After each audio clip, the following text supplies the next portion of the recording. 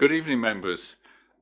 I'd like to remind you that everyone present this evening will be filmed by the Council and broadcast live on the internet and will be capable of repeated viewing. If you are seated in the Council chamber, it is possible that cameras will capture your image. By your presence, you are deemed to consent to being filmed and to the use of the images and sound recording for webcasting or training purposes.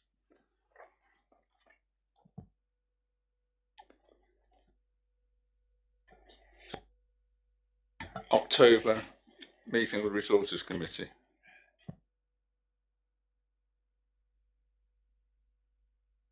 Absence, please, Dan.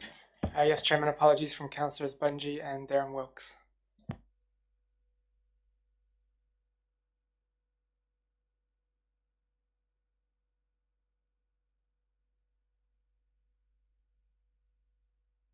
Members, declarations of interest, item 2 on the agenda, please.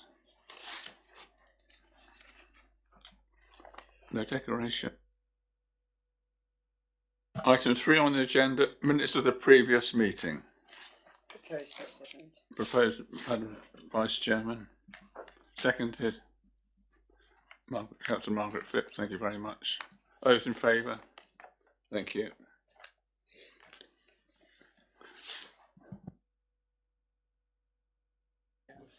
Item 4. Oh. Right.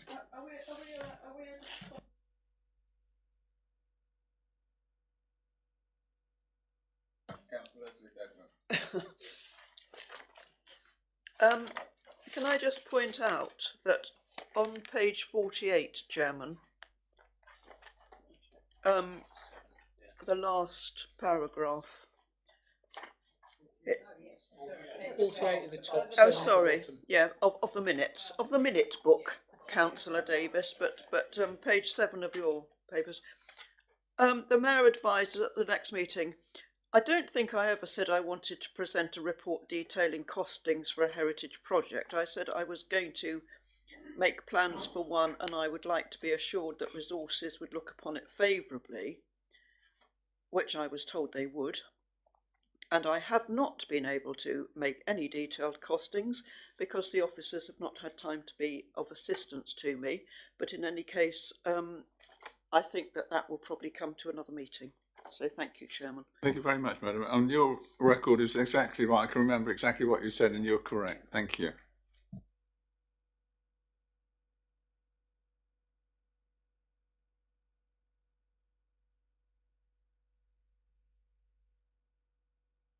Dan Povey, please. Item 4. Thank you, Chairman, and good evening, members. So this.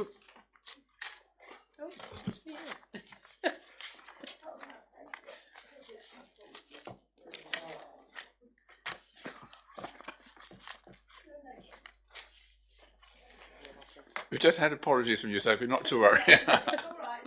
We're on item 4. Thank you.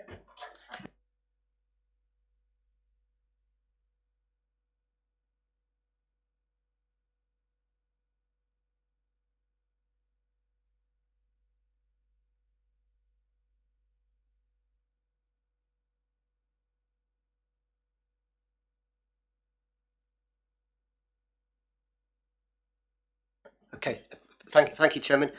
Yes, so this report updates members on the financial position at Q1 for the revenue budget, reserves and the capital programme. And members will see from the report the Council maintains a strong financial position in respect of all 3 elements of the budget, and one that's possibly enviable to lots of councils up and down the country. In terms of the revenue budget, there's a summary in section 3 of the report, and members will see that based on the early forecast in the financial year, we are looking at a surplus currently forecast at £246,000. Appendix 1 gives plenty of detail to the variances that have been identified at this point in the financial year, but in the main that surplus is due to increased car parking income and also some savings across services for staff costs for salaries. And that could be due to either vacant posts or due to members of staff being seconded, for example, to the LGR project, particularly in organisational development, where most of their work is now focused. Members will see in paragraph 3.2 that we actually budgeted for a £487,000 contribution to reserves as headroom, and the projected revenue surplus will increase that to 733,000. Section 4 talks about reserves, and again the council maintains a healthy reserve position. The table in 4.1 just details what we think we'll have at the year end. Over £7 million in total. Much of that is earmarked for either capital projects, capital programme, or specific other corporate priorities, but members will see from the table we're forecasting over 2 million unallocated reserves as at the 31st of March. In terms of capital, there's a summary in section 5, and there's a table. And I'll apologise now, Chairman, because I've just spotted a typo. The first line of the table at 5.1 refers to cabinet. That should, of course, be resources. So the table actually shows you from the last time the capital programme was reported to this committee, it was 5.8 million. It's currently at 8.7. The main reasons for that is either where we have put in additional schemes that members have approved in between that time, for example the Legacy Play project or the Priory Walls project, and we've also reflected the full cost of the Highcliffe Castle project by putting in the HLF lottery funding, which has got no net effect on the finances of the council but just shows the full cost of that scheme.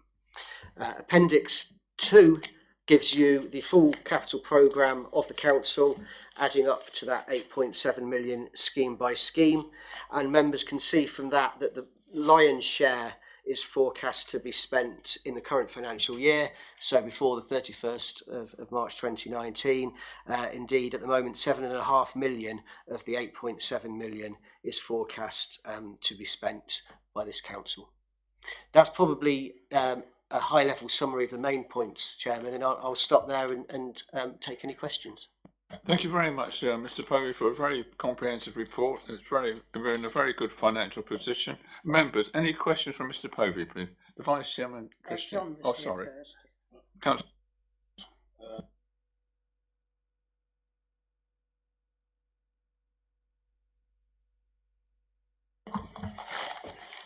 Appendix 2 on page 15 says Chewton Bunny and Highcliffe Beach Revival Project.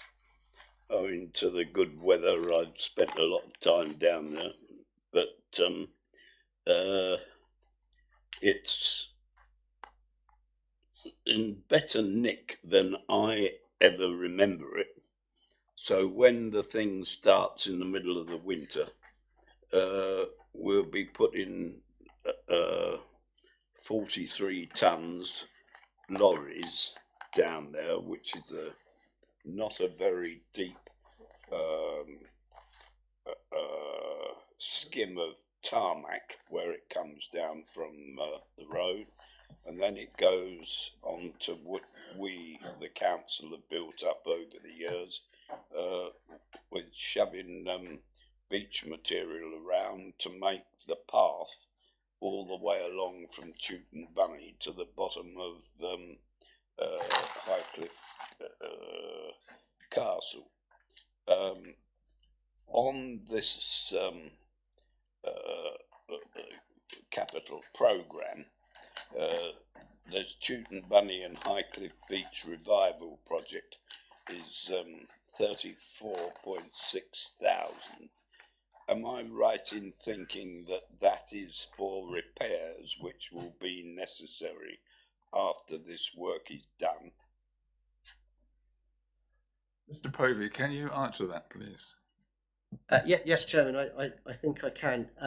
So I think that scheme is largely funded, or at least part funded, by a coastal revival fund from what was the Department of Communities and Local Government. But I think that it's actually aimed at, in essence, that funding is to kickstart the revival of coastal heritage sites. and creating opportunities for people to use the beach. So I don't know the precise detail other than that, but whether that is purely repairs after the work you've just described, it sounds to me like actually it's rather for increasing the potential of the coast using the terms of that grant funding.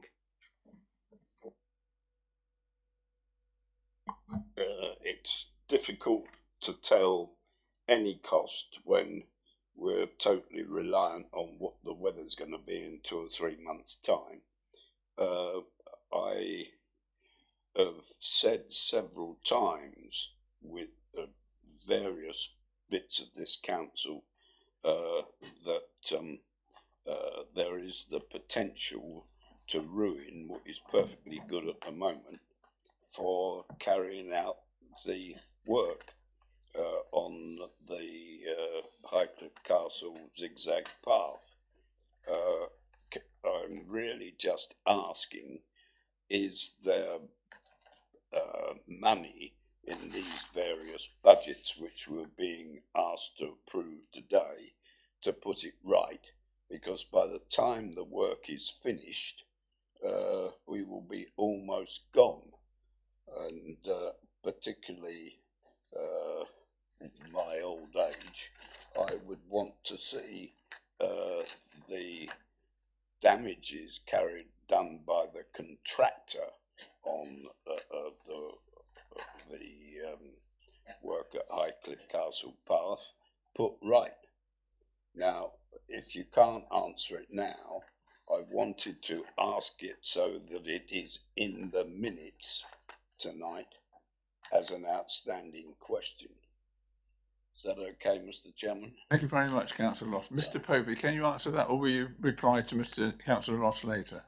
Thank you, Chairman. I think the latter's better. I mean, I'm sure that any scheme, whatever it is, involves making good after the work is done. But I'm not close enough to the actual fine detail of the scheme that Councillor Ross refers to. I would just say none of these schemes that members are being asked to approve here. It is for noting they are all already approved schemes.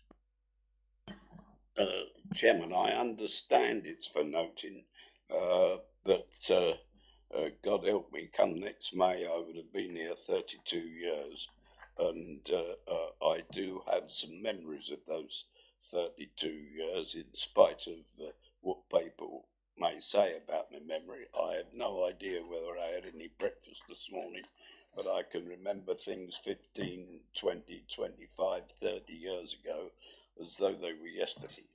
And I have seen plenty of things go wrong because at this stage of the process, it's turned out that something has been left out of the sort of thing which is down there as a capital programme. Thank you.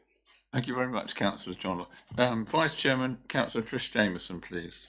Thank you, Chairman. Through you. I can't see anything relating to costs of LGR in the figures. Am I looking in the wrong place?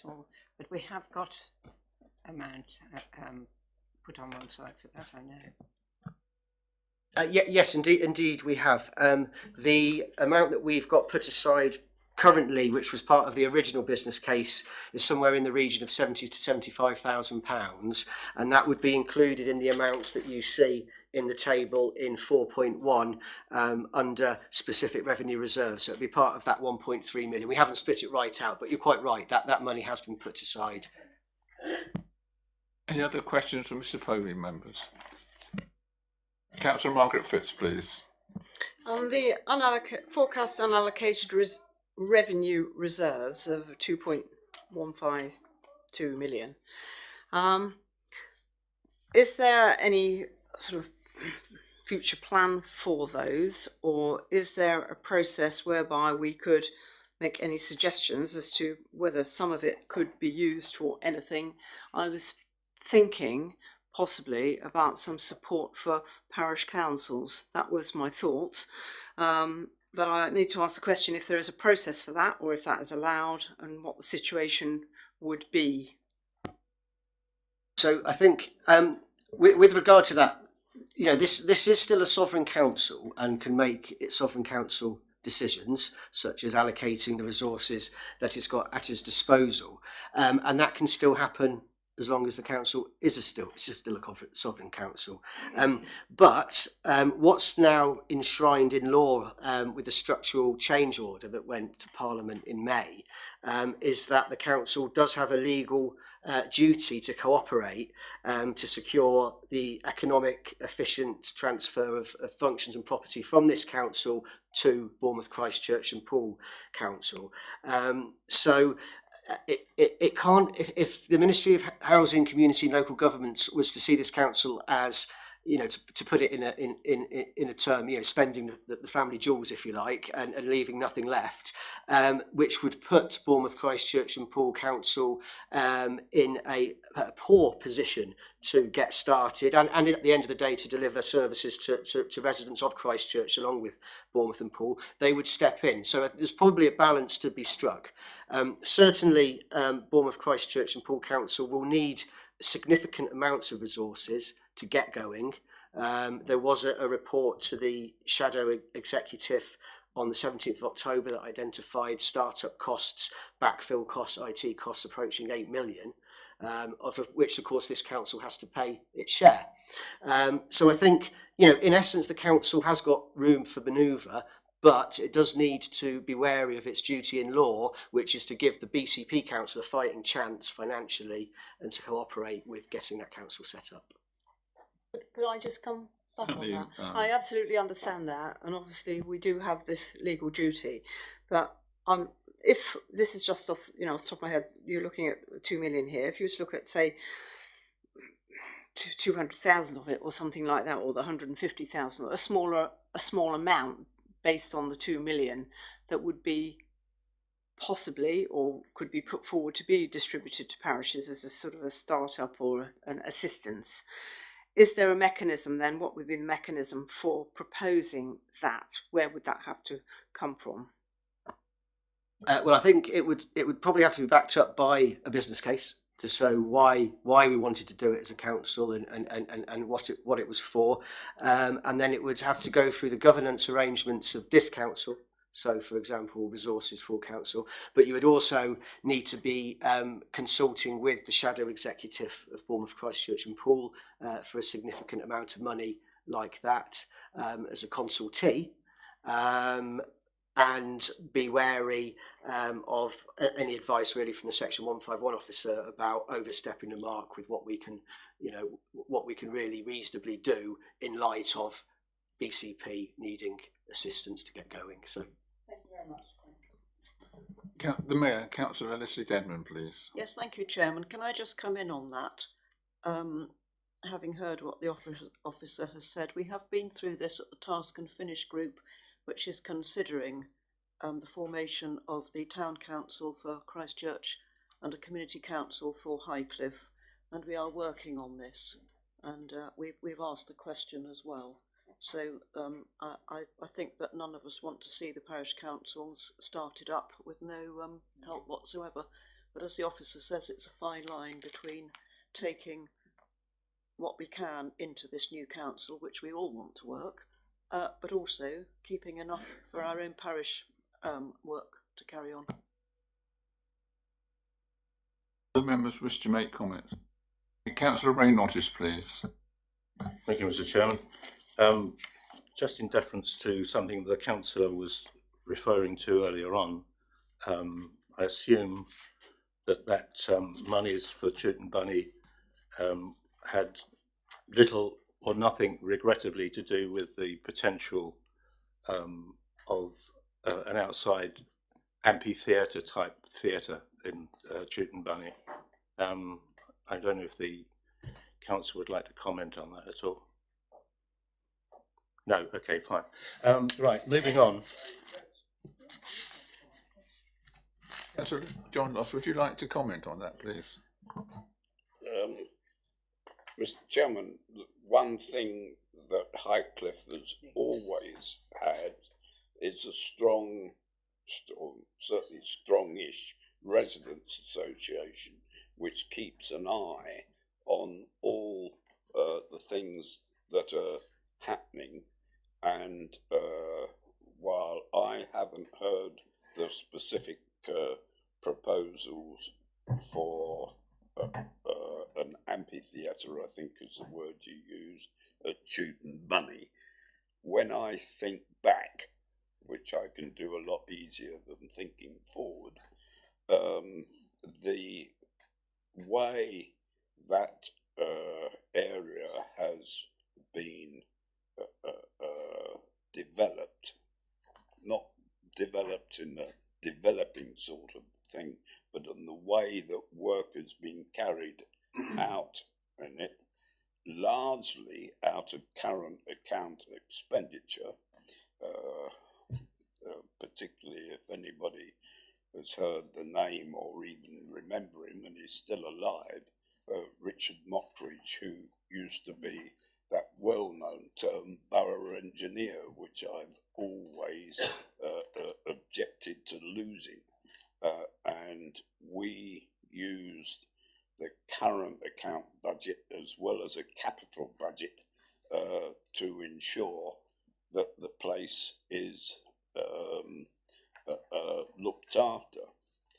I've said earlier this evening that in my 42 years of living in Highcliffe, I have never seen the place so full as it has been during this week of half-term holidays. It is absolutely packed.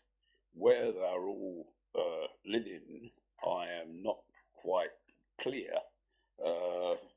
And with the loss of the Galleon pub, I am well aware that there's a lot of strain being put on the poor pub opposite me, the Globe, to accommodate all the people that are in Highcliffe. If you don't believe me, you can come down to the Globe and perhaps even buy me a drink, and I'll show you how the place is packed out, even though it's going to be cold at the end of this week. Thank you. Thank you, Councillor John Ross. Can I continue? Sir Ray Nottage. Yeah, I really am pleased I mentioned that.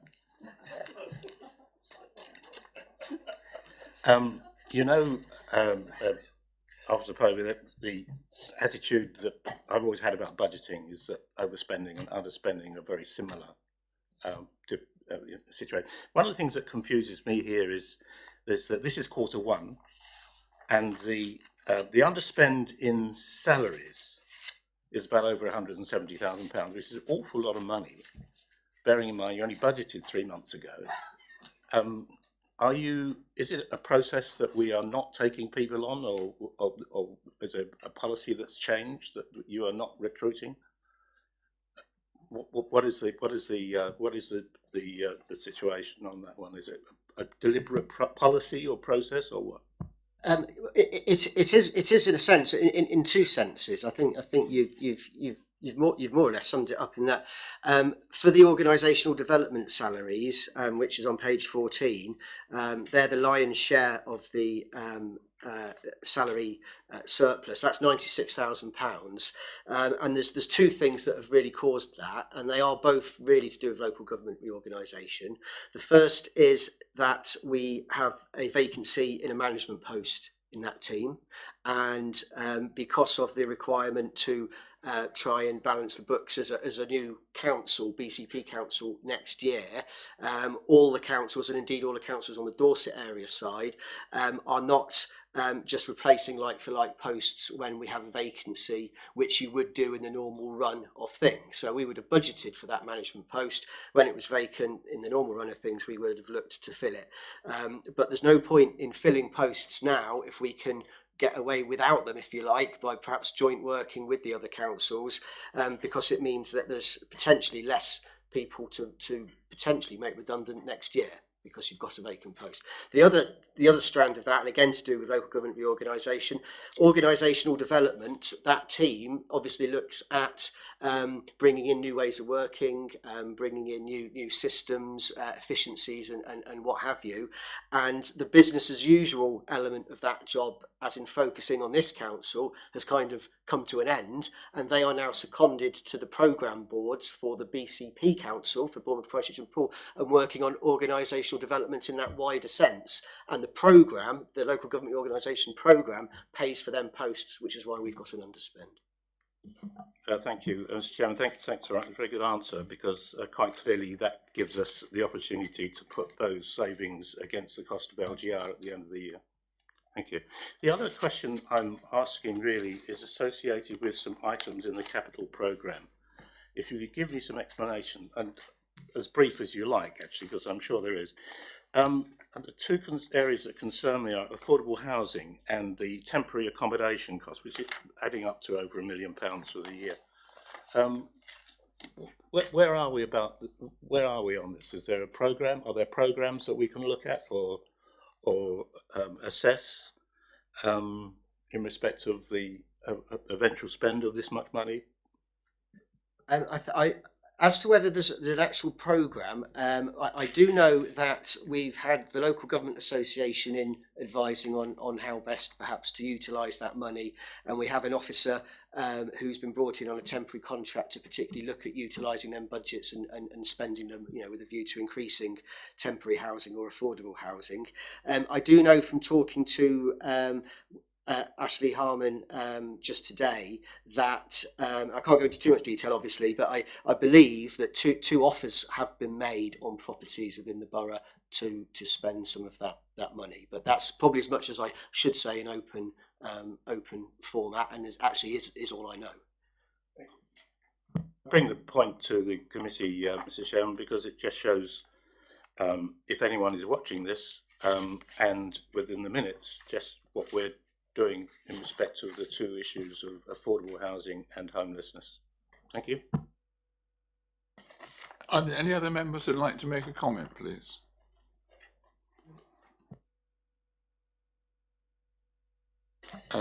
Understand that the Vice Chairman, Trish Jameson, will propose that we accept the report. Thank you, Chairman. Very happy to propose that we the recommendation is that the content of the report be noted. Excellent job again, Dan. Thank you very much. And we have had some discussion as well, which is always very useful and very healthy. So very happy to propose as set out. Thank you very much, Councillor Bernie Davis, for doing that. Second. Can we go to the vote, please? All those in favour? Thank you very much. And also what I'd like to do is thank Mr. Povey for all the report that he's done. He's got us in a very good financial position, and he's done a brilliant job in answering all these awkward questions. So thank you very much indeed.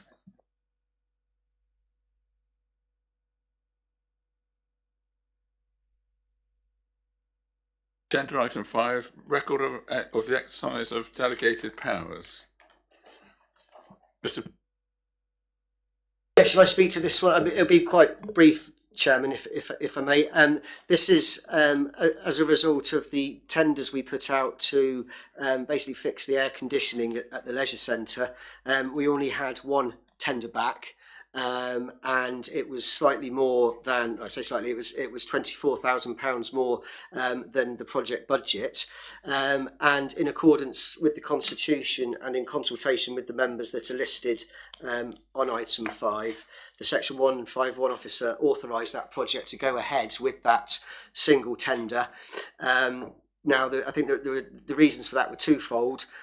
One is so that the work could actually get underway, because it's been broken for some time, and of course is a reputational issue the longer it goes on, but is also incurring cost in the hire of the equipment. I think it says increased hire costs for the heater could have been another 40,000 if we'd have gone out to retender. But also there were risks in actually going out to retender, in that the advice was there weren't many companies. There obviously weren't many companies looking for this sort of work at this time because they're quite busy. We had 33 contractors registered in interest, only one actually submitted a tender. And delaying that process, we could have got no compliant tenders back and been back at the starting blocks, or the prices could have indeed been even higher. So that was the reasoning behind the delegated authority. Thank you very much. Members, any comment? Councillor Ray Nottage, please. Yeah, I just would like to make a comment because I know something about this industry, and really this is a spin-off, or likely to be a spin-off, in respect of the new procurement rules, which were brought in 18 months, 2 years ago. And when the industry is busy, I think you're going to find this is going to be a current situation, simply because they know that the number of tenders that you're going out to, as compared with how we used to procure, which was our local list, if you remember, that in fact they would be fighting against the cheapest offer. And it's something which needs to be looked at a macro level in respect of what is happening to those procurement, what is happening because of those procurement rules across the country, not just in Christchurch. I suspect there's something going radically wrong, because this is happening in other councils as well. You can answer that, Mr. Povey, if you can. I could probably just provide a comment, if I may. I think completing tenders is a burden for companies, but the procurement rules do ensure we're compliant with national and EU legislation. So, you know, I think, yes, if it is happening, it would be going on up and down the country. When we actually brought the procurement rules back in December time just gone, where we refreshed them really, we did recognise we wanted to make, where possible, the amount of work undertaken by companies commensurate to the value of the work and the risk to the council. So we did actually increase the threshold where we would just look for 3 quotes from 5,000 to 10,000, which was going some way on the smaller expenditure to cut the red tape and the admin. But of course, when you get into tender territory, there are certain hoops that we're obliged to jump through. Thank you very much for that answer. Any other members like to make a comment or ask a question? The Mayor, Councillor Leslie Dedman, please. It was only, well, a comment really, that I think it's a jolly good thing we've got this process in place. But I did note that although Ian Milner was the officer concerned, Matty Rowdsap signed it. So I just wondered why that was. Why does the director not sign it? Was all I was going to say. I don't know if you can answer that, Mr. Povey. I can't. I think also, Chairman, it really doesn't matter. So, Councillor David Flagg, please. If I may, Chairman, I think I recall that this was the time when, unfortunately, Mr. Milner had an accident, and he was off work, I believe, and Mr. Rowdsap stepped into his shoes to undertake the physical part of his work, which he couldn't do because he had a broken arm. Oh, that long ago. Chairman. And on that point, Chairman, I'm happy to propose that we note. Yes, thank you. Thank you very much, Leader.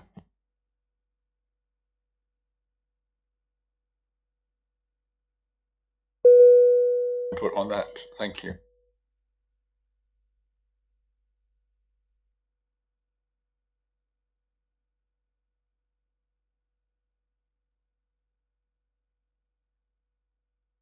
There's not much to add. It's what's been there before. What, sorry? It's the same as what we've had before. It's just one addition. Yeah, how many seconds? Right, okay. You're going to do that. Yes. So well, Daniel, please. the forward plan is as was before. We've just added in one item that Paul Hudson requested, the collection of bad debts, which I believe has come to his committee before. He's bringing back an update on that. Requested a report on that, and Paul Hudson was going to look into it. Any questions on that at all? Sorry, Chairman, it wasn't a question on the bad debts. It was just to say that if possible, if I can get some officer help on it, I will bring some sort of figure to the next meeting about the heritage project. Thank you. Thank you very much, Madam Mayor. I think the Heritage Project is very important for our borough, and I'm sure that if we bring it to the next meeting, we may be able to find the finance you require. Thank you very much. Questions?